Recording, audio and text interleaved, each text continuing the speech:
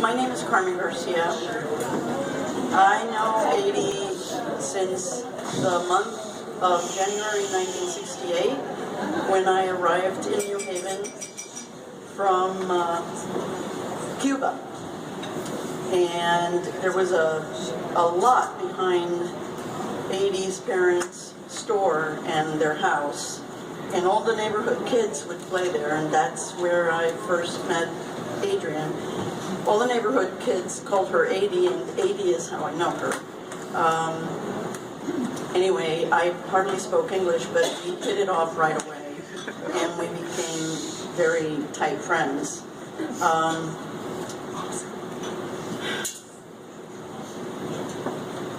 Adie would come over to my house, and the whole Cuban thing would be going on there. And I would go over to her house, and the whole Ukrainian thing would be going on there. And between those two spaces, we managed to create our own. We went to 7th and 8th grade together at St. Brendan's, and then we went to Sacred Heart Academy together. And I want to share a couple of things you might not be aware of. Adriana had a very deep love for guava paste and cream cheese. So, my clearest memory of Adie is that I, being Cuban, was horribly intimidated by this weather. And I would come home from school and just get cooped up in my apartment, my parents' apartment, and she would come bounding up the stairs, and I knew it was her because she was like bounding up. And she'd come through the front door and she'd start yelling at me, "You're wasting the whole day. It's beautiful outside. What is the matter with you? Where's your shoes? Where's your coat? Let's go, we're going out." And as you all know, there was no way of resisting that force. So after a while, I figured out that I could coax her indoors with guava paste and cream cheese and fried plantains. The other thing is, and I doubt anyone here knows this except Roman and Chris, because I've told them this, but she and I spent countless hours in front of my parents' full-length mirror, singing to Frankie Valli and the Four Seasons. And we would spend so much time so seriously coming up with routines. Okay, now you turn this way, and two white girls desperately trying to join the spirit of the 60s. And then we, through our teenage and college years, Adie was a very principled person, and I had also very strong principles. But sometimes, well, our principles didn't overlap perfectly. And we spent a lot of time through high school and college years with her either scolding me about something or other I had done, or me chiding her about some choice she had made. But the important thing was that I never came away from any of those disagreements feeling anything other, never fearing that our relationship was in any jeopardy. I always came away feeling the contrary, that we argued to understand each other and to influence each other. And we came away knowing each other better and loving each other better. There are many people who sleepwalk through life. And there are some people who do battle with life.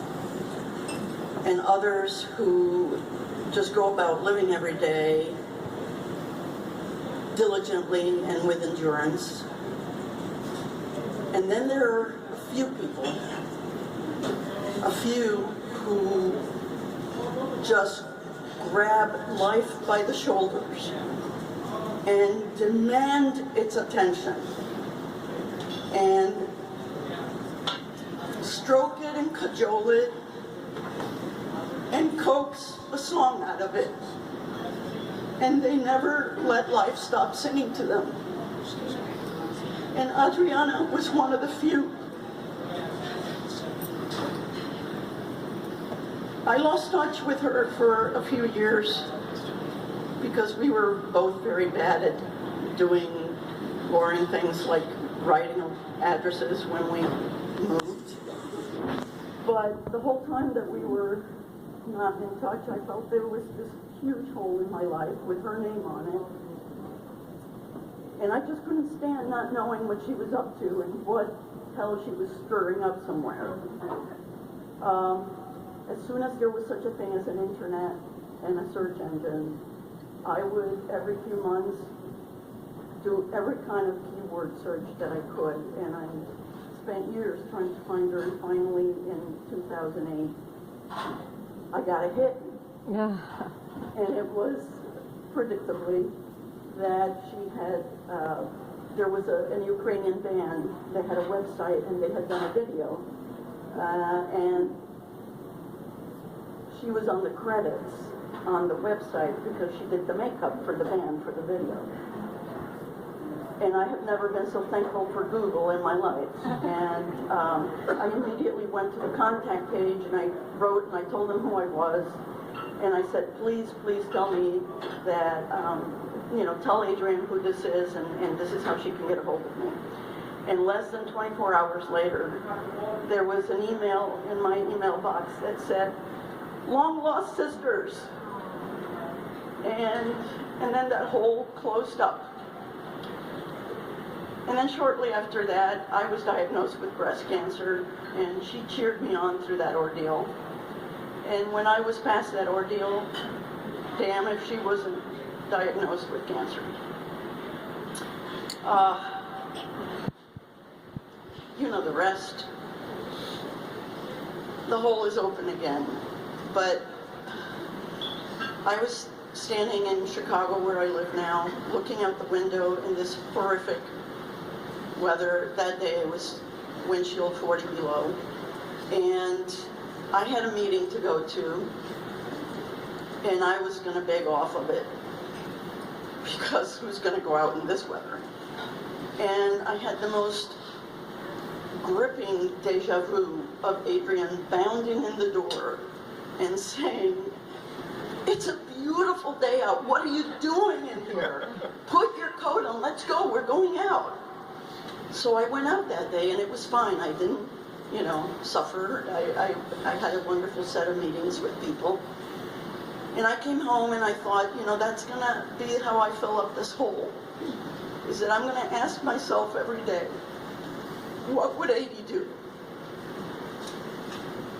And 80 would be intrepid and joyous and rebellious and righteously angry and generous and loyal and open-hearted and loving. So, Chris, I thank you from my heart for loving her so well. And Roman, wherever you are, I thank you for being the light and joy of her life. And Adrian, I thank you for showing us how to live. And your song keeps playing, and we're all going to hear it.